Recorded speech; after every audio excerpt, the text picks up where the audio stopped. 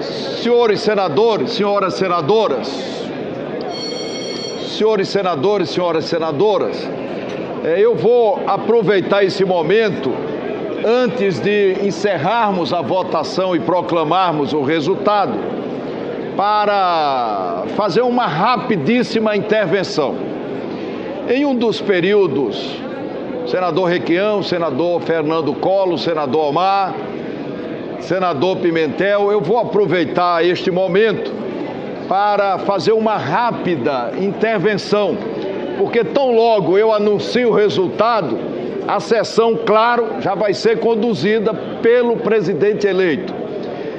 Em um dos períodos mais áridos do país, o Senado Federal, pacificado e produtivo, manteve a altivez e responsabilidade esperada das instituições.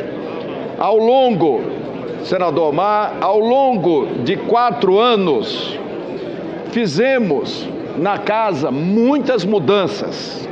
Administrativamente, eliminamos redundâncias, desperdícios e conferimos mais organicidade administrativa. A economia, senhores senadores, senhoras senadoras, foi de mais de 884 milhões de reais. Entre centenas de medidas, destaca-se a extinção do Hospital do Senado, o fim dos inaceitáveis 14º e 15º salários pagos aos parlamentares, a extinção de 25% das funções comissionadas, o aumento da jornada de trabalho, o corte dos supersalários acima do teto constitucional, fusões administrativas, cancelamentos de contratos e de aposentadorias, redução de terceirizados e proibição de contratos emergenciais, entre outras, antecipando a própria crise que o país viveria na sequência. Com a racionalidade administrativa e com a venda da folha de pagamentos, ampliamos, senador Armando Monteiro, os investimentos do Senado Federal em mais de 200%, comparando-se com os investimentos de 2012. Adotamos um programa de transparência único. Todas as informações aqui no Senado Federal, elas são públicas, exceto aquelas que são protegidas por lei, pelo sigilo. Contamos com a colaboração do Conselho de Transparência, que, como todos sabem aqui no Senado, senador Eduardo, é o único Conselho de Transparência do Poder Público a contar com integrantes da sociedade civil. Conforme várias entidades atestaram, entre elas a Fundação Getúlio Vargas, o Senado é a instituição pública mais transparente de todas as instituições públicas do Brasil. Nós somos hoje, senhores senadores, 100% transparentes, 100% transparentes. O vigor legislativo, e me permitam sobre isso algumas palavras, é inquestionável. Deliberamos 2.929 vezes, apreciando 2.929 matérias, sendo que 2.406 foram aprovadas.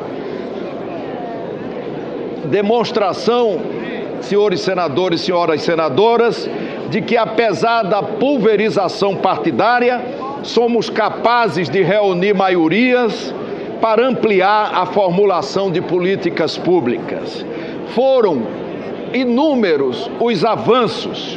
Igualamos direitos ao aprovar a extensão dos direitos trabalhistas aos empregados domésticos, o Estatuto da Juventude, o projeto que obriga a reconstituição de mama pelo SUS, a transparência no ECAD, a regulamentação da profissão de vaqueiro, o direito de transmissão da permissão de taxista, o financiamento da saúde, o Plano Nacional de Educação, os royalties do petróleo para educação, saúde, estados e municípios e a ampliação das votações abertas, o orçamento impositivo, que quebrou o monopólio da União no tema, e a aposentadoria especial para pessoas deficientes.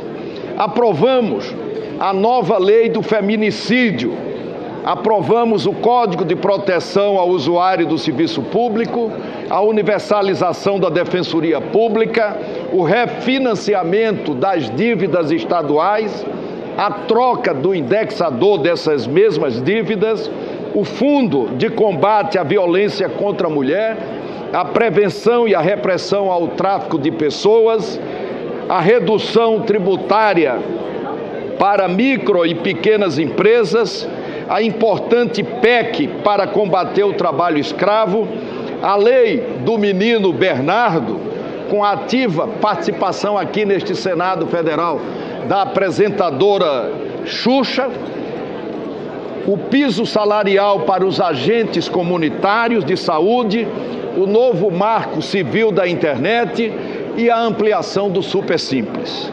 Digno de registro, o projeto criando a prevenção e combate à tortura, a PEC da música, a regulamentação das casas lotéricas, a lei do racha, a regulamentação da profissão de árbitro, o projeto ampliando o atendimento no combate ao câncer, a meia entrada para estudantes, reajustes na tabela do imposto de renda, o marco da biodiversidade, a chamada PEC da Bengala, o fim do financiamento empresarial nas eleições, além de tantas outras proposições. Várias propostas, senador Jorge Viana, originaram-se no Senado Federal. Entre elas, a instituição fiscal independente, que é um considerável avanço, já implantada nesta casa. A lei de responsabilidade das estatais, que contou com a magnífica participação do senador Tasso Gereissati, o fim da obrigatoriedade da Petrobras em participar com 30% no pré-sal, a gestão profissional dos fundos de pensão e o fim dos supersalários no serviço público.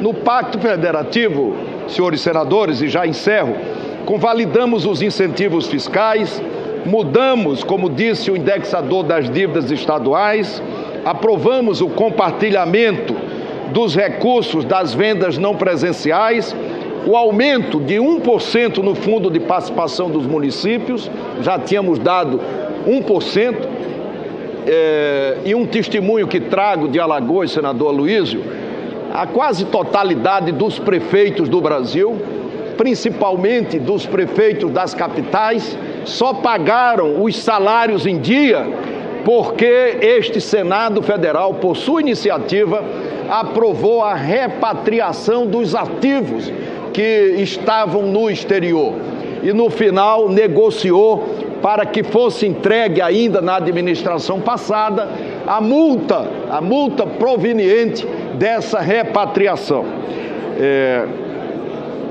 Após uma histórica reunião com os governadores, nós proibimos a criação de encargos aos estados, Distrito Federal e municípios sem a respectiva receita. Igualmente relevante foi como falei, a repatriação de ativos, aprovada em 2 rodadas, porque a nova repatriação, que valeria a partir de março e está na Câmara dos Deputados de 2017, também já foi aprovada aqui. Como avançamos bastante ainda na primeira repatriação proposta do nosso querido senador Randolfo Rodrigues. Também inserimos, como todos sabem, a segurança pública entre as competências comuns da União, Estados, Distrito Federal e municípios. Facultamos ainda o acesso dos estados a um percentual dos depósitos judiciais e administrativos. São matérias de absoluta qualidade que agregaram receita aos estados brasileiros, a todos sem exceção, e aos municípios brasileiros também. E mais, quando constatou-se, senador Eunício Oliveira, que havia a utilização da totalidade dos depósitos judiciais pelos estados de Minas Gerais, do Rio Grande do Sul e do Rio de Janeiro, nós criamos uma lei, uma nova lei, com critérios, com um fundo para assegurar o pagamento das decisões judiciais. E essa matéria foi aprovada no Senado para a Câmara dos Deputados e ainda está aguardando a apreciação daquela casa do Congresso Nacional. A primeira demonstração desse vigor legislativo foi verificado logo após a volta do civismo, no meio do ano de 2013. Nós aprovamos aqui, senador Aloysio, senador Fernando Collor, senador Valdir Raupp, nós aprovamos aqui mais de 40 propostas em menos de 20 dias. O povo bateu a nossa porta e o Senado trabalhou com a multidão à sua porta, na rua, dando respostas do Senado, do Parlamento, às manifestações, pautados legitimamente pela sociedade. Como todos lembram, nós agravamos a pena da corrupção e tornamos o crime de corrupção como crime hediondo. A ficha limpa para os servidores. O Senado Federal foi o primeiro órgão público do Brasil que implantou, por decisão interna, a ficha limpa para os seus servidores. Implantou por decisão interna, porque essa matéria foi votada aqui no Senado e ainda não tramitou conclusivamente na Câmara dos Deputados. Portanto, o Senado é o único órgão público do Brasil que usa essa regra. Aqueles que não têm a ficha limpa não integram os seus quadros. Votamos também na oportunidade a redução de exigências de leis para apresentação de leis de origem popular, o fim da aposentadoria como prêmio para magistrados e promotores condenados por corrupção, a perda automática de mandato parlamentar em casos de condenação, o direito de resposta nos meios de comunicação, o simples para a advocacia e o fim do voto secreto para vetos e cassação de mandatos. Institucionalmente, como todos sabem, foram inúmeros os avanços. Nós criamos aqui no Senado as sessões temáticas para adensar discussões dos temas nacionais.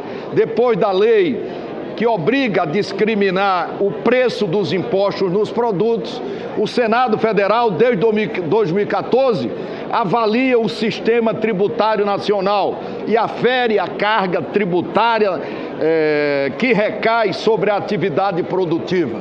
Fortalecendo o Congresso, devolvemos com os vetos a palavra final ao Legislativo do processo parlamentar.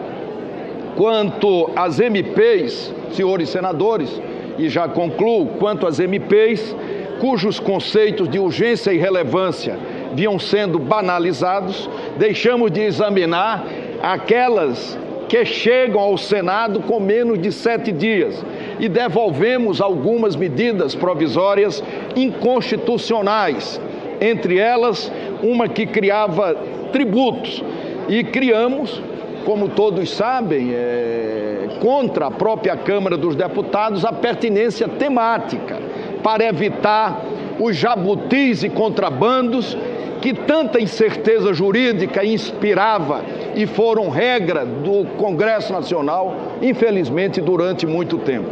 No Supremo Tribunal Federal, prevaleceu, e é bom que todos escutem isso, a tese de que não se pode fazer o controle preventivo das leis e coibimos os indiciamentos de senadores pela Polícia Federal. Também por iniciativa da mesa do Senado Federal, mantivemos o tamanho das bancadas no Congresso Nacional. Todos lembram que uma decisão do Tribunal Superior Eleitoral mudou o tamanho da representação dos estados no Congresso Nacional. E por decisão do Congresso, nós votamos um decreto legislativo e mantivemos o tamanho das bancadas. Quando essa casa, senhores senadores, foi invadida, reagimos à altura, algumas vezes de maneira enfática, porque a situação, infelizmente, exigia. Procuramos, como sempre, o reparo na justiça. A invasão dada por autoridade incompetente, um juiz de primeira instância, foi reformada pelo Supremo Tribunal Federal, devolvendo a harmonia e o equilíbrio entre os poderes. Ninguém, senhores senadores, ninguém absolutamente busca imunidade, mas as apurações, como tenho dito em todas as oportunidades, precisam se fazerem dentro da lei, no limite da lei. Não se combate eventuais crimes cometendo outros crimes. Na sessão temática sobre o abuso de autoridade, nós convidamos aqui para um debate franco, uma conversa olho no olho como esta, nós convidamos representantes do Ministério Público e o juiz Sérgio Moro. Se o Legislativo entender que não deva votar a matéria proposta pelo Supremo Tribunal Federal, tudo bem, mas esta matéria já é uma matéria enraizada na sociedade brasileira.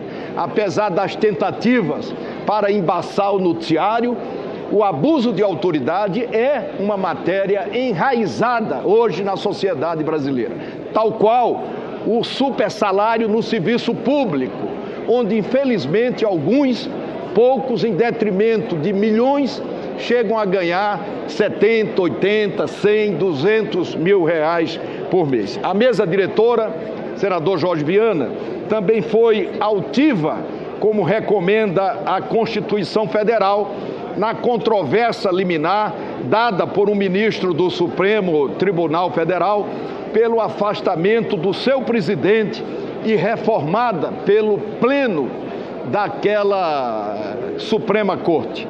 Fizemos, como todos sabem, revisões históricas, das quais eu carrego comigo muito orgulho. Restituímos mandatos retirados ilegalmente do senador Luiz Carlos Prestes, do seu suplente Abel Sherman e do presidente da República, João Goulart. Foi uma espécie, senhores senadores, de exumação da própria história brasileira, recusando falsidades que perduraram por anos para reencontrarmos oficialmente com a verdade. No ápice da crise, o Senado Federal, e já estou encerrando, no ápice da crise, o Senado Federal ofereceu, como todos lembram, uma agenda ao país, denominada de Agenda Brasil. Foi elaborada, como todos sabem, com o propósito de melhorar o ambiente de negócio, conferir previsibilidade jurídica, recuperar níveis de produtividade e a confiança dos agentes econômicos. O Senado nunca foi indutor de crise, sempre fomos parte da solução.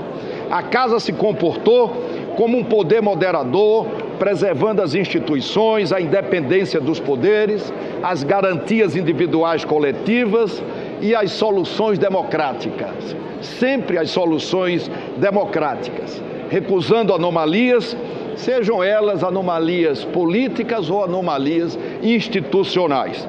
Os processos de impeachment, como todos viram no ano que passou, são atípicos. Eles deixam lições sempre amargas. Todos se ressentem dele.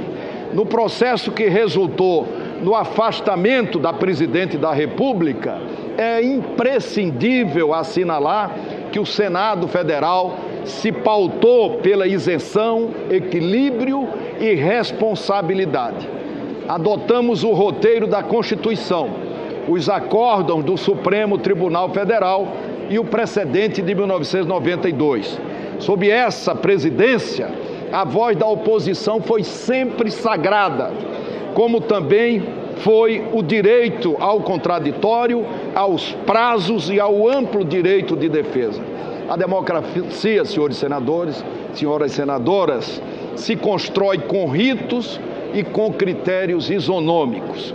Graças a Deus, a temperança e disciplina do Senado, chegamos a bom termo em sessões olímpicas que serão marcadas pela civilidade e respeito à própria divergência. Fundamos o que são, aliás, fundamentos indissociáveis. O Senado Federal modulou sua atuação, evitando uma disritmia institucional e fissura incuráveis para as futuras gerações.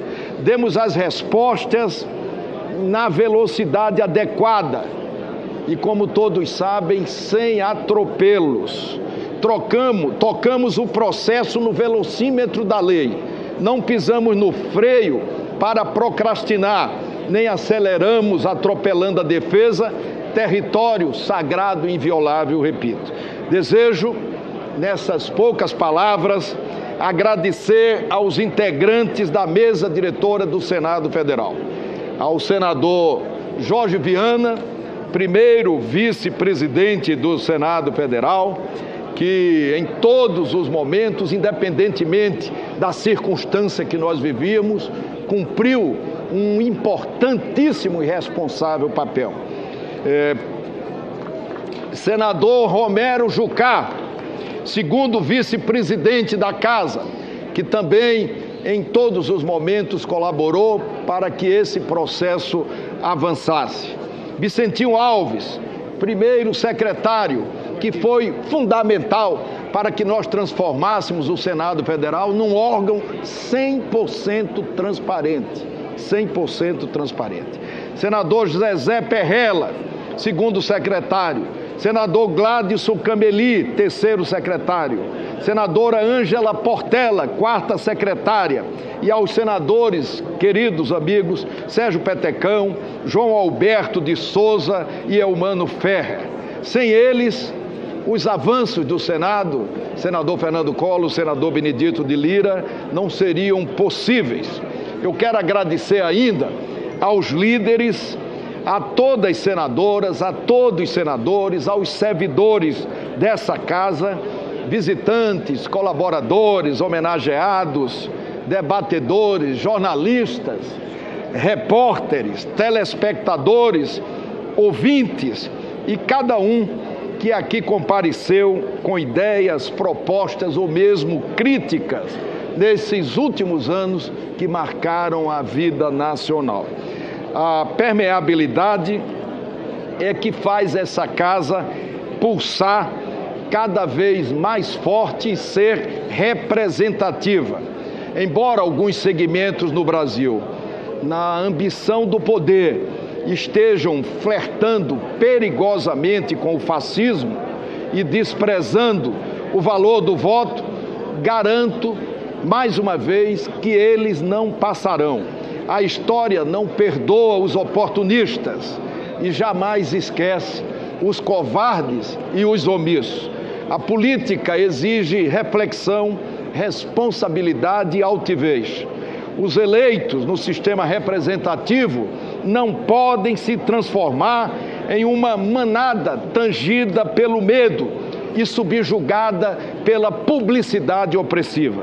Jamais seria presidente do Senado Federal e do Congresso Nacional para me conduzir com medo, para me conduzir com temor. Demonstrei isso por ocasião da prisão do ex-senador Delcídio Amaral, com um flagrante forjado que a submeti de pronto à apreciação do plenário do Senado Federal, nas conduções coercitivas impróprias contra senadores, das buscas e apreensões ilegais e dos vazamentos manufaturados conforme a conveniência da fonte. Depois das turbulências, senhores senadores e senhoras senadoras, é hora de um pouso suave para o Brasil. Ele exige pacificação, concórdia e também mesmo, sempre defendi e quero repetir, a continuidade da Lava Jato.